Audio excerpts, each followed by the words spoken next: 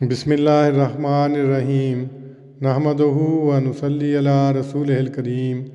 صحیح البخاری کتاب الوضو باب ما یقع من نجاسات فی السمن والماء، یعنی گھی اور پانی میں جو پلید چیزیں پڑ جائیں۔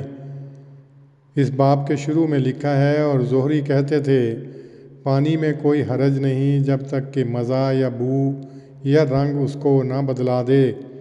حماد نے کہا کہ مردار کے پر استعمال کرنے میں کوئی حرج نہیں۔ زہری نے ہاتھی وغیرہ جیسے مردہ جانوروں کی ہڈیوں کے متعلق کہا کہ میں نے پہلے علماء سے بعض لوگوں کو دیکھا ہے جو ان سے کنگھی کرتے تھے اور ان میں تیل رکھتے تھے اور اس بات میں کوئی حرج نہ سمجھتے تھے۔ ابن سیرین اور ابراہیم نے کہا ہاتھی دانت کی تجارت میں کوئی حرج نہیں۔ حدیث نمبر 235۔ حضرت ابن عباس رضی اللہ عنہما نے حضرت میمونہ رضی اللہ عنہا سے روایت کی کہ رسول اللہ صلی اللہ علیہ وسلم سے چوہے کے متعلق پوچھا گیا جو گھی میں گر گیا تھا، تو آپ نے فرمایا اس کو اور جو اس کے ارد گرد ہے پھینک دو اور اپنا گھی کھاؤ۔ حدیث نمبر 236۔ حضرت ابن عباس رضی اللہ عنہما نے حضرت میمونہ رضی اللہ عنہا سے روایت کرتے ہوئے بتلایا کہ نبی صلی اللہ علیہ وسلم سے چوہے کے متعلق پوچھا گیا جو گھی میں گر گیا تھا۔ آپ نے فرمایا کہ اس کو اور جو گھی اس کے آس پاس ہے پھینک دو۔ معان نے کہا کہ مالک رحمہ اللہ نے اس حدیث کو اتنی دفعہ بیان کیا ہے کہ میں شمار نہیں کر سکتا۔ وہ حضرت ابن عباس سے نقل کرتے تھے، وہ حضرت میمونہ سے۔ اگلی حدیث 237 ہے۔ حضرت ابو ہریرہ رضی اللہ عنہ نے نبی صلی اللہ علیہ وسلم سے روایت کی، آپ نے فرمایا ہر وہ زخم جو مسلمان کو اللہ کی راہ میں لگتا ہے قیامت کے دن ہو بہو اپنی اسی شکل میں ہوگا جیسے اس وقت کہ جب وہ زخم لگایا گیا تھا۔ اس سے خون پھوٹ کر نکلتا ہوگا، رنگ تو خون کا رنگ ہوگا اور بو مشک کی بو ہوگی۔ ان احادیث کی تشریح میں لکھا ہے، اس باب میں چند ایسے مسائل کی طرف اشارہ کر کے ان کا حل کیا ہے جن کے متعلق فقہاء کے درمیان اختلاف ہوا ہے۔ پانی کے متعلق متفق علیہ مسئلہ یہ ہے کہ پانی پاک ہے جب تک کہ اس کا مزہ یا رنگ یا بو نہ بدلے۔ اس پر یہ بحث اٹھائی گئی ہے کہ اگر تھوڑی سی نجاست پانی میں پڑ جائے جس سے نہ اس کا رنگ بدلے، نہ مزہ، نہ بو، تو کیا وہ پاک ہوگا، اور آیا وہ استعمال کر لیا جائے، اور کیا وہ اس آیت کے مطابق پانی کہلا سکے گا؟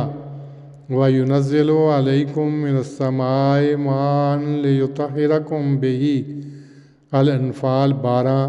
یعنی وہ تم پر آسمان سے پانی اتارتا ہے تا اس کے ذریعے سے تمہیں پاک کرے۔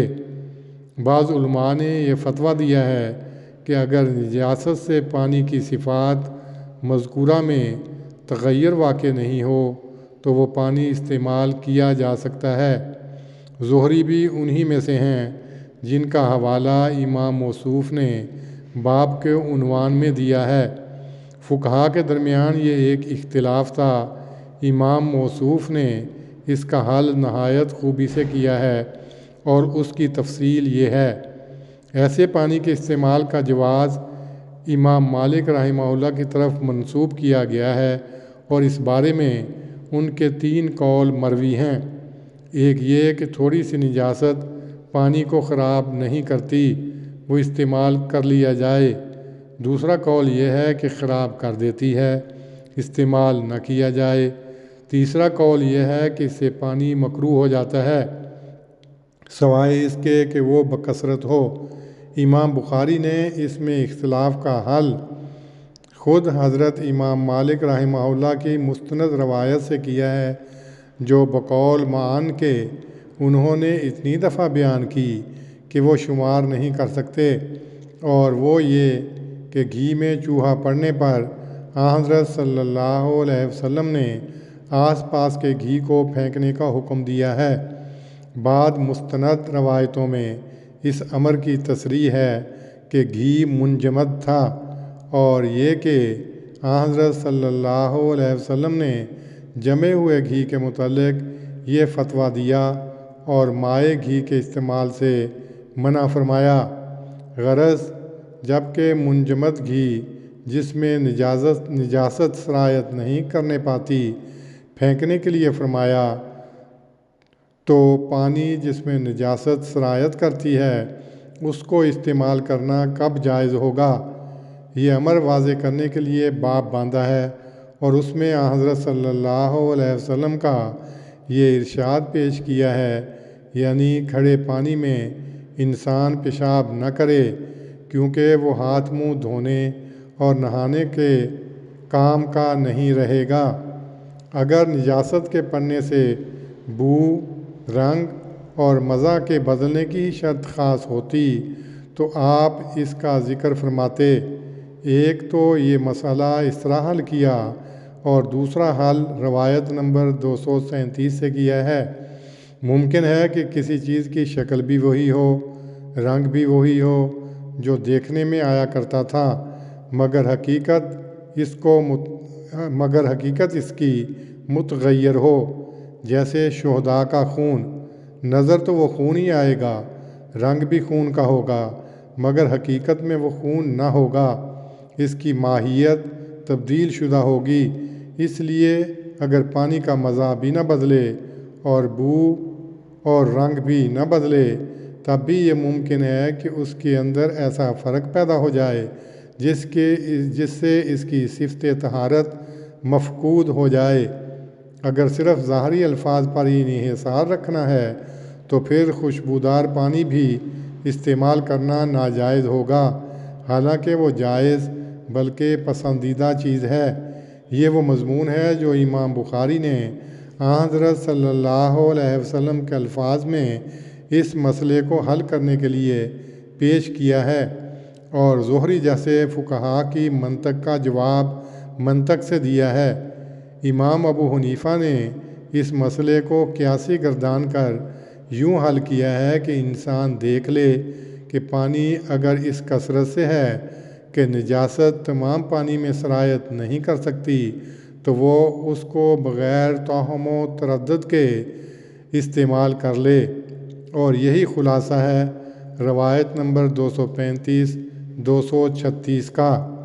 باب کے عنوان میں ایک قول حماد کا نقل کیا ہے کہ مردہ جانوروں کے پر استعمال کرنے میں کوئی حرج نہیں، اور دوسرا قول زہری کا نقل کیا ہے کہ ہاتھی جیسے مردہ جانوروں کی ہڈیاں استعمال کرنے میں کوئی حرج نہیں، اور اس کے بعد ابن سیرین کا ایک قول نقل کیا ہے کہ ہاتھی دانت کی تجارت کرنے میں کوئی حرج نہیں۔ ان اقوال کو ایک خاص ترتیب سے بیان کر کے یہ سمجھانا چاہا ہے کہ اس طرح مسائل کی باریکیوں میں پڑھ کر انسان کہاں چلا جاتا ہے، اور احادیث سے استدلال کرتے وقت امام موصوف نے ان تمام مختلفی مسائل کو بالکل نظر انداز کر دیا ہے، اور ہم بھی اپنی شرح میں انہیں نظر انداز کرتے ہیں۔ حرام اشیاء کی بیع کا مسئلہ کتاب البیوع میں اپنے محل پر بیان ہوگا۔ اللہم صلی علی محمد وعلی آل محمد کما صلیت علی ابراہیم وعلی آل ابراہیم انک حمید مجید۔ اللہم بارک علی محمد وعلی آل محمد کما بارکت علی ابراہیم وعلی